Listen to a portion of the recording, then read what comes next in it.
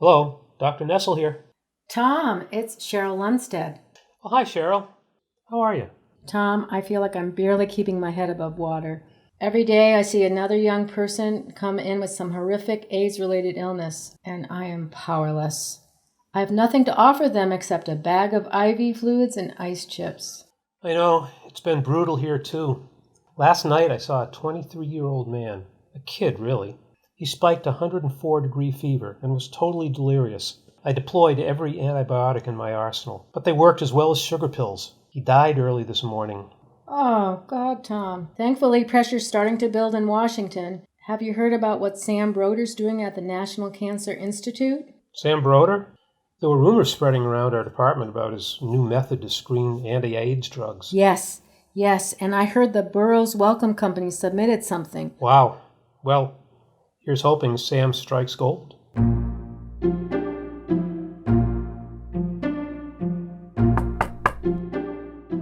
Thanks for stopping by, Terry. I'm sorry I wasn't around to talk this morning. The head of the NIH called for an emergency meeting, and they're finally getting serious about this anti-AIDS drug. Speaking of which, are those the screen results? Yes, Dr. Broder, and I think we've got a hit. It's the drug that the Burroughs Wellcome Company submitted, A509U. A509U. Was that AZT? Exactly. It looks like the infected cells survive if you give them AZT. Really? Huh. The virus usually demolishes them. Yes, but AZT stopped the virus from replicating and spreading, which saved the cells. I know we're in the early stages of drug development, but given how long these cells lived, I'm optimistic. Well, okay, let me take a look at the results. Sure. Wow. You're right, Terry. AZT is the clear winner. But we need to do a larger experiment to know if it's the real deal. Could you call the medical chemist at the Burroughs Wellcome Company and see how much AZT they can give us? I have their number in my Rolodex. Great. Thank you, Terry. Hi, is this Lauren? Speaking. Lauren, hi, this is Terry, the research scientist from Sam Broder's lab. I've been running the screen for anti-HIV drug candidates, and I have some great news. It looks like AZT protects the T cells from this new virus, but we need to verify this result in a larger experiment. Could you send us more AZT? We'll need about 10 grams. That is great news, Terry. Unfortunately, we already gave your team most of our AZT, and I haven't made any more because we don't market it. It'll probably take me a month to get it to you. Is that a problem? It's not for me, but it won't thrill Sam. The higher-ups are pressuring him to find a treatment. With all the havoc this epidemic is wreaking, even if you delivered it yesterday, it would have been too late. Yeah, Sam didn't look too good when I saw him at last month's conference. I'll get this to you as soon as I can. How'd the call with Lauren go? Well, I have good and bad news. Okay, let's start with the good news. Okay. The good news is they'll send us the drug. Okay, that's good. The drug won't be here for a month. A month? We can't afford to wait that long. I know, Dr. Broder, but this is the best she can do. At least this will give me enough time to update the toxicologist on the new methods we're using. I guess that's true. We need them to assess the cell death at the end of the experiment. Okay, I'll talk to Hadid.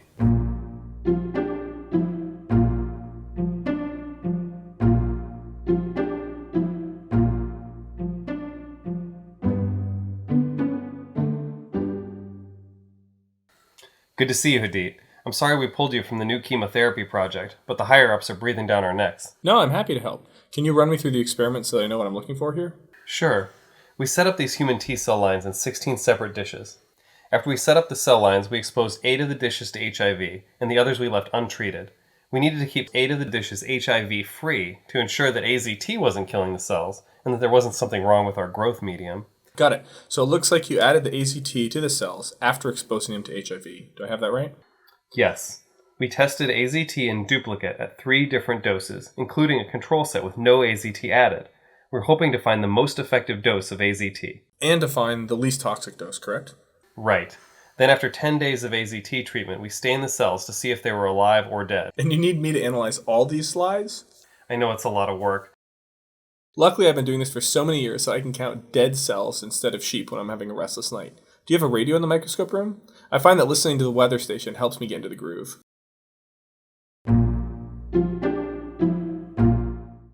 I'm sorry it took a month to analyze these slides, but I wanted to be sure that what I'm about to tell you is true. Because if it is, we could have the first anti-HIV drug in our hands.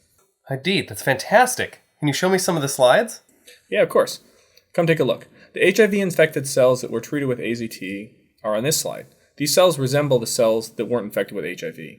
But if you look at this other slide, these are cells that were infected with HIV but never received AZT. You see how their membranes are all ruptured? Yeah, it looks like there are blue halos around all of them. That's because they're nearly all dead. Ha! I can't believe it! And this drug was originally designed to kill cancer cells 20 years ago. Whoever thought it might save us from this plague? Have you written up the results and graphed it so I can show Sam? Yep, right there at the end of the bench. Dr. Broder. Whoa! Terry! Oof! You almost gave me a heart attack. I just talked to Hadid, and the data is clear. AZT protects cells from dying. Slow down, Terry. Slow down. Let me take a look at Hadid's analysis. Oh my god, this data is beautiful. The toxicity is remarkably low. I know. I think we've stumbled upon the holy grail. I want you to call Irma and have her set up a meeting between myself and the head of development at the Burroughs Wellcome Company. Wait, you mean Maria, the animal care technician? No. I mean Irma, my administrative assistant. Aren't we going to test this in animals before charging right into clinical trials? There's no time for that. Ayer's group tested it in rats and dogs. They say the toxicity is pretty low. We've got to trust them. AZT needs to start the clinical trial process, and they need to start it now. Okay, Sam. I'll stop by Irma's office on my way out. Hi, Dr. McMurphy?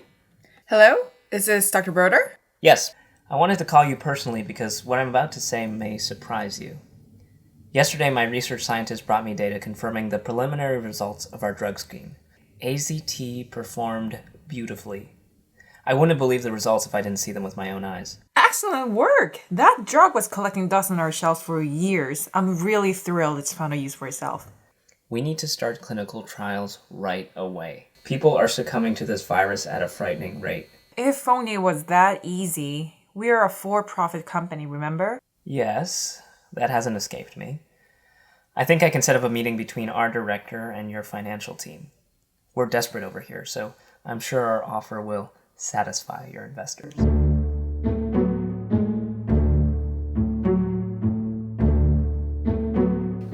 Hi, Ken. Thanks for coming in. My pleasure, Dr. Weingarten. I know you've been hoping to find a treatment for that new virus. Sam told me he had his team working around the clock. It's true. Looks like their sacrifice paid off, though. AZT is the silver bullet. That's why I'm here. So, how can I convince your company to market it? I know your team did all the preclinical research, but we want the full patent rights. Ken, that's a lot to ask.